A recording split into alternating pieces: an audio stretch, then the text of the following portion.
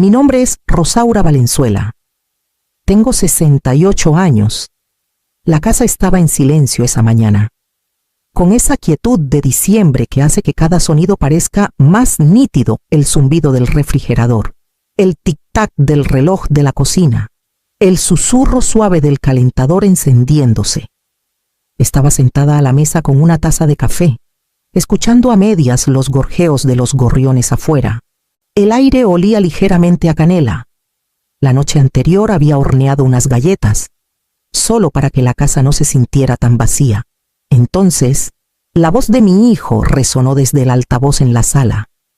Había dejado mi celular ahí, aún conectado al chat familiar. Su voz llegó clara, tranquila, práctica, como cuando explica presupuestos o itinerarios de vuelos. Sí, mamá puede con eso, dijo Antonio. 7 niños no es tanto. Total, no está ocupada. Me quedé helada. El café se enfrió en mis manos antes de que lo soltara. La voz de Laura, su esposa, intervino después, alegre y eficiente. Perfecto. Eso nos deja libres para la cena y el recorrido por la casa. Le va a encantar.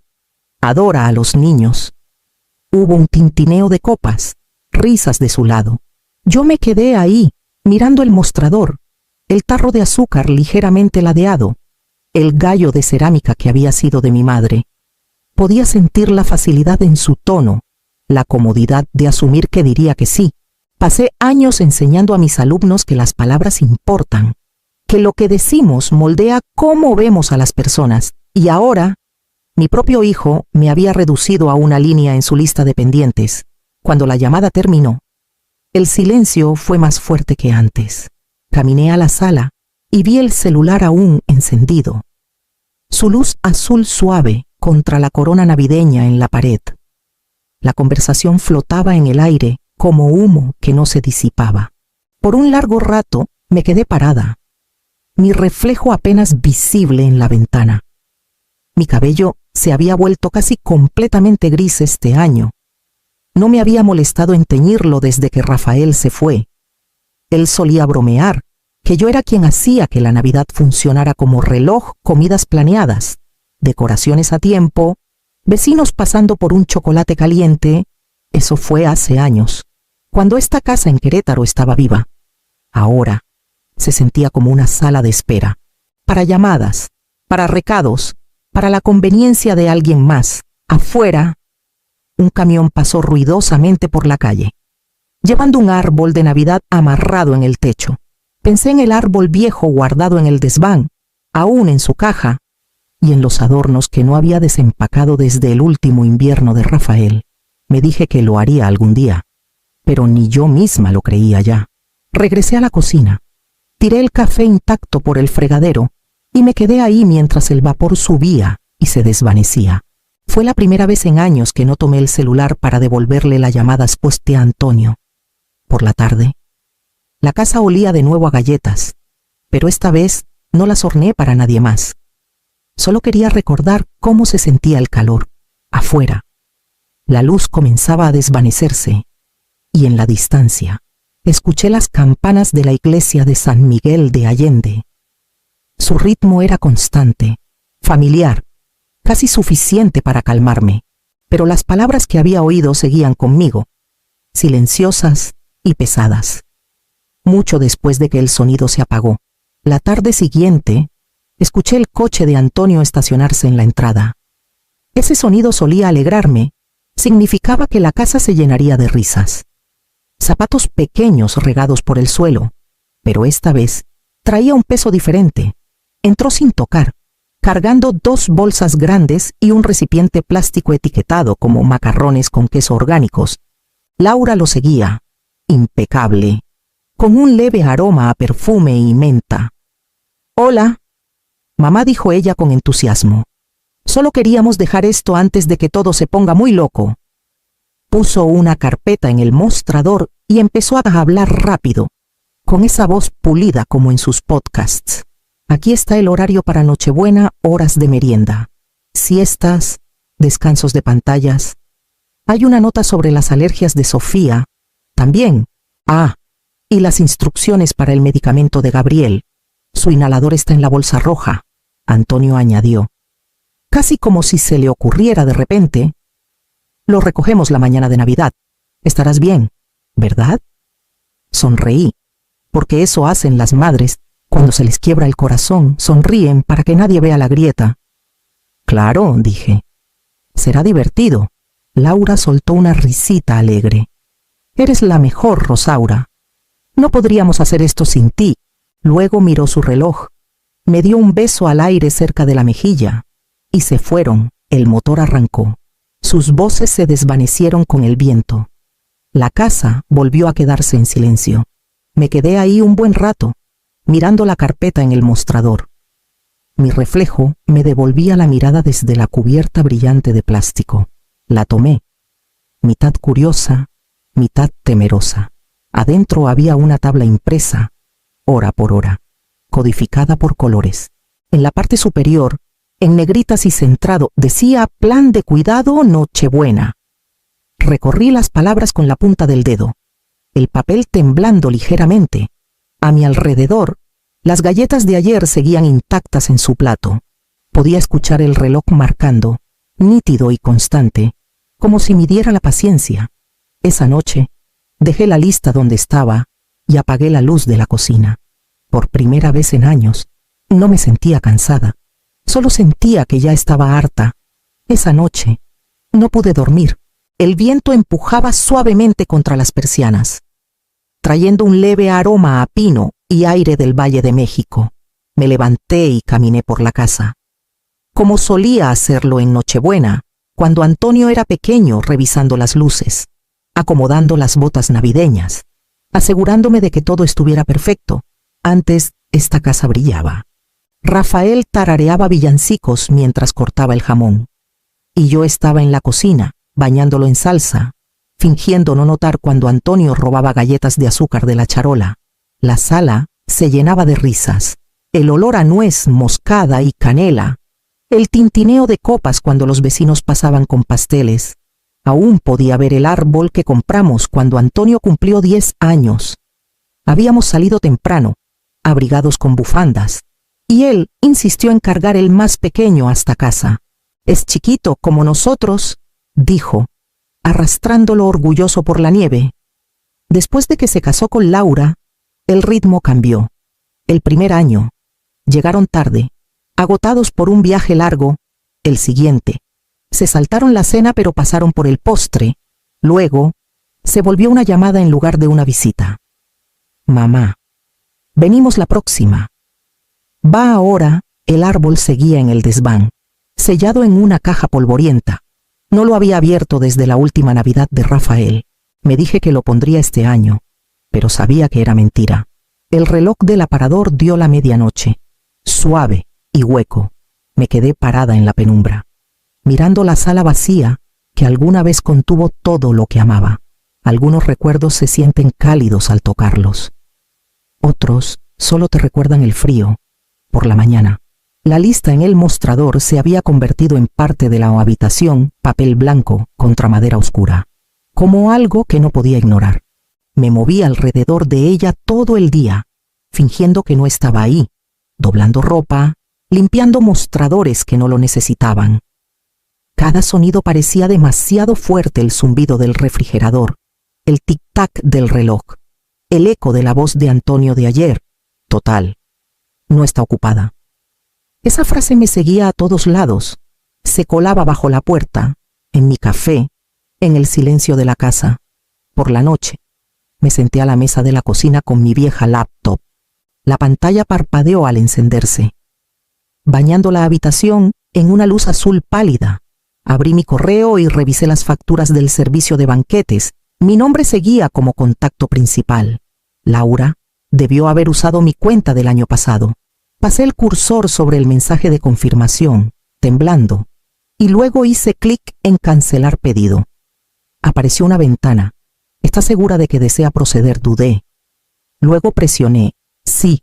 El sonido fue suave, solo un clic, pero resonó como una puerta cerrándose.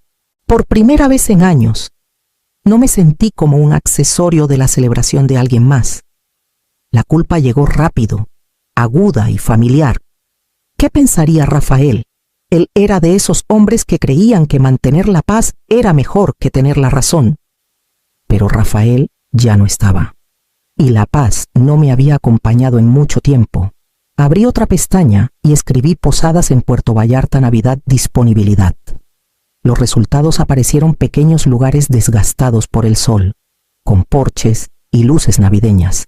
Elegí uno sencillo y tranquilo, cerca de las dunas. Reservé 3 noches a partir de Nochebuena. Cuando llegó el correo de confirmación, lo miré por un largo rato. Mis manos ya no temblaban.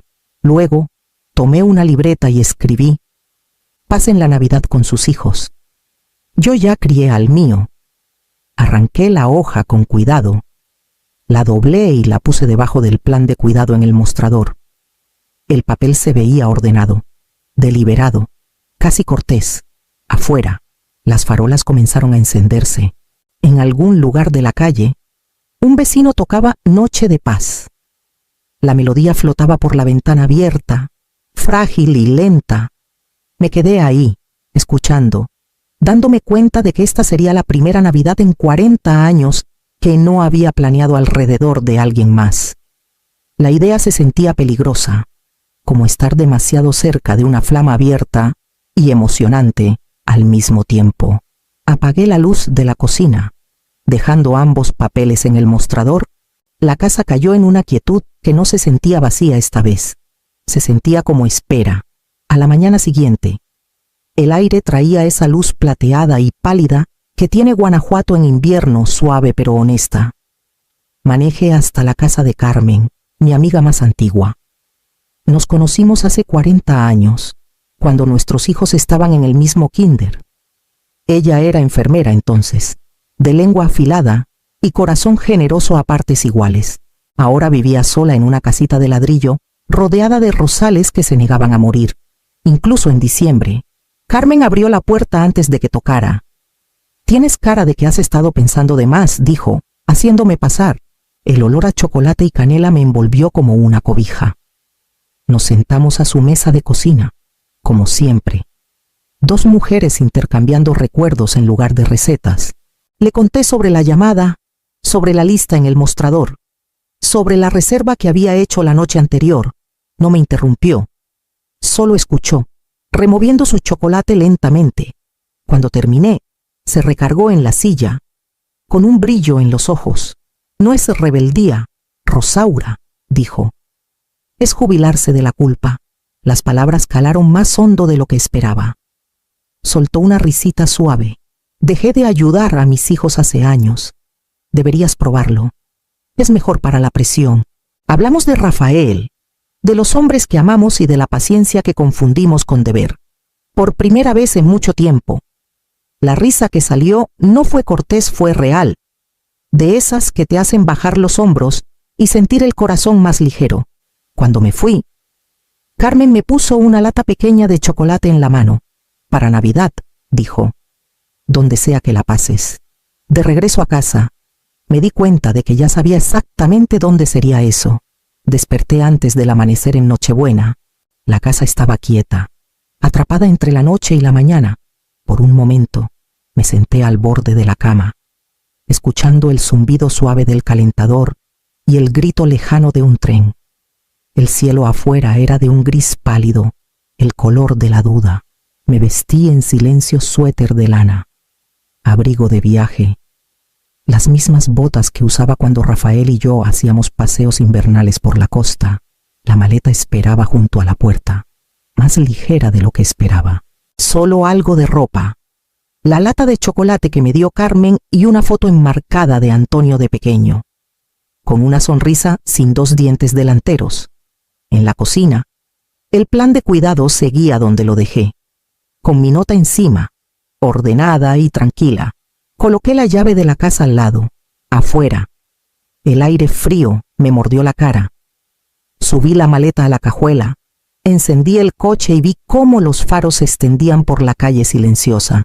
Mientras me alejaba, la radio se encendió a media canción Noche de Paz.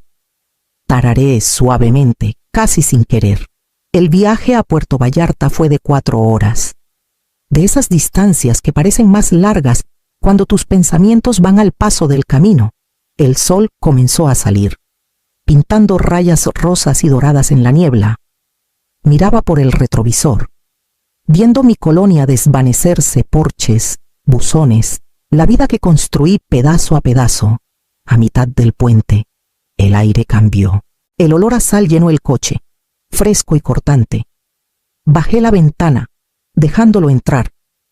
El océano apareció adelante, infinito y azul pálido, el horizonte fundiéndose con la luz. Algo en mí se soltó.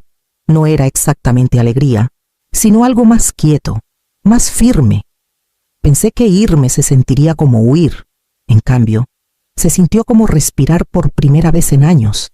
Cuando llegué a la posada, el sol ya había salido por completo. Las luces del porche seguían encendidas, y alguien había dejado una corona de conchas en la reja. Estacioné. Apagué el motor y me quedé ahí un momento, con las manos aún en el volante. El silencio a mi alrededor era completo, y por primera vez no me pedía nada. La posada estaba justo detrás de las dunas, un edificio blanco desgastado con persianas azules y un porche que crujía al pisarlo. La mujer en la recepción me recibió con una sonrisa que no parecía ensayada. «Usted es nuestra invitada de Navidad», dijo, dándome una llave de latón con un listón rojo. «La cena es a las 7. Si quiere unirse». Mi cuarto daba al océano. Las cortinas se movían con la brisa salada, y abajo alguien reía. Desempaqué despacio, doblando mi ropa en el cajón, poniendo la lata de chocolate de Carmen en la mesita de noche. El rumor de las olas era constante, como un respiro. Por la tarde, la playa estaba casi vacía, la arena estaba fresca bajo mis zapatos. La marea llegaba con suspiros lentos y rítmicos. Las familias caminaban en pares, sus voces suaves en el viento. Me mantuve a distancia, viendo a las gaviotas trazar círculos sobre el agua. Durante años, mis fiestas habían estado llenas de ruido, charlas, horarios, listas interminables. Este silencio era extraño, pero no indeseado. Un niño, de unos 6 o 7 años, se separó de un grupo cercano y corrió hacia mí. Sus mejillas estaban rojas por el frío, sus puñitos apretando algo. «Toma», dijo, ofreciéndome una concha pálida, lisa y perfecta, para Navidad. La tomé con cuidado. «Gracias», dije. Él sonrió. Agitó la mano y corrió de vuelta con su familia sin esperar nada más. Di vueltas a la concha en mi mano. Era simple, sin nada especial, pero de alguna forma se sentía más pesada que cualquier regalo que hubiera envuelto en años. No por su valor, sino porque no venía con ninguna expectativa. Esa noche bajé al comedor. Las mesas eran largas, la luz suave. Algunos invitados levantaron sus copas cuando me uní. Alguien me pasó un tazón de verduras asadas. Otro me sirvió vino. La charla fluyó fácil, gente hablando de sus viajes, sus familias, sus pequeños desamores y esperanzas. Por primera vez en mucho tiempo, no era la anfitriona, la organizadora, la que mantenía todo en pie. Solo estaba ahí, compartiendo calor con extraños que no me debían nada. Más tarde, al volver a mi cuarto, puse la concha en el alféizar de la ventana. La luz de la luna la atrapó, pálida y constante. Afuera, las olas seguían moviéndose, incansables y tranquilas, como si supieran algo que yo apenas comenzaba a entender. Por la tarde, la luz afuera de mi ventana se había vuelto dorada. El mar parecía más suave, como vidrio derretido extendiéndose hasta el horizonte. Pasé la mañana caminando por la orilla, dejando que la marea borrara mis huellas. Se sentía bien. Lo fácil que el mundo podía olvidar lo que había marcado tan hondo. Acababa de poner una olla de chocolate en la estufa pequeña cuando mi celular comenzó a vibrar. Una vez, luego otra y otra. Lo dejé sonar las primeras veces, pensando que pararía, pero no lo hizo. El sonido cortaba el silencio, agudo e insistente. Finalmente, lo tomé. «Mamá», La voz de Antonio irrumpió, agitada y alta. ¿Dónde estás? Los niños están fuera de control. Cancelaron el banquete. Los invitados están aquí y Laura está perdiendo la cabeza. ¿Qué pasa? Escuché gritos de fondo, el ruido de platos, niños llorando. Por un momento, casi respondí como solía, calmada, lista para arreglar todo, para estabilizarlo, pero no lo hice. En cambio, me giré hacia la ventana. El océano brillaba bajo el sol poniente, tranquilo e infinito. Podía oler la sal y el chocolate mezclándose en el aire. Antonio, dije suavemente, no esperen, ni a mí ni al banquete. Empezó a decir algo, pero colgué antes de que pudiera. El silencio que siguió no estaba vacío, era completo. Puse el celular boca abajo en la mesa y salí al porche. El aire se había enfriado. Las primeras estrellas comenzando a aparecer. En algún lugar de la playa, alguien encendía luces de bengala, pequeños destellos dorados contra el crepúsculo. Pensé en todas las navidades que pasé corriendo para que todo fuera perfecto, midiendo el amor en esfuerzo, no en paz. Esta noche, nadie necesitaba nada de mí. Cuando los primeros fuegos artificiales subieron sobre el agua, me quedé donde estaba, envuelta en una cobija, viendo sus reflejos temblar en las olas. Los estallidos de color iluminaron el cielo rojo, azul, plateado y, por primera vez, no me inmuté con el ruido. Cada uno se desvanecía silenciosamente en la oscuridad, dejando solo el sonido constante del mar. Cerré los ojos y dejé que fuera suficiente. 3 días después de Navidad, escuché un coche estacionarse en la entrada. Conocía ese sonido, la forma dudosa en que el motor se detenía antes de apagarse. Por la ventana, vi a Antonio parado ahí, sosteniendo una bolsa de papel, inseguro de si debía tocar. Cuando finalmente lo hizo, el sonido fue suave. Abrí la puerta, y por un momento ninguno habló. Se veía cansado, el cabello desarreglado, el abrigo arrugado. «Mamá», dijo en voz baja. No me di cuenta. Su voz se apagó. De todo. Me hice a un lado, dejándolo pasar. La casa olía a chocolate y aire salado. Miró alrededor como si la viera por primera vez. «Lo siento», dijo, poniendo la bolsa en la mesa. Pensé, «Lo sé». Lo interrumpí con suavidad. «No lo hiciste», asintió, con los ojos húmedos pero sin llorar. Nos sentamos uno frente al otro. El silencio ya no era cortante. Me contó sobre la cena que se desmoronó. Cómo Laura intentó mantener todo en pie. Cómo los niños lloraron cuando sus primos se fueron temprano. «Supongo que te dimos por sentado», dijo al final. Tomé un sorbo de mi té. «Tal vez ahora no lo harán». Sonrió débilmente. Por un segundo volvió a ser un niño. No era perdón aún, pero estaba cerca. 1 año después, la casa volvió a brillar, pero suavemente esta vez, sin decoraciones exageradas, sin prisas, solo unas velas en el aparador, el leve aroma a verduras asadas y el sonido de risas tranquilas desde el comedor. Carmen estaba en la mesa, contando una de sus historias de hospital mientras los vecinos, los Morales, le pasaban el pan. Frente a ellos estaban Antonio, Laura y los niños, sus voces bajas, contentas. La sala se sentía llena, pero no abarrotada, cálida de una forma que no me agotaba. La cena fue sencilla: pollo al horno, ejotes y un pie que hice esa mañana.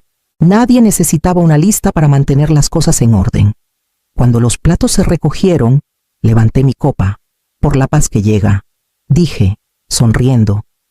Cuando el amor aprende sus límites, todos levantaron sus copas también.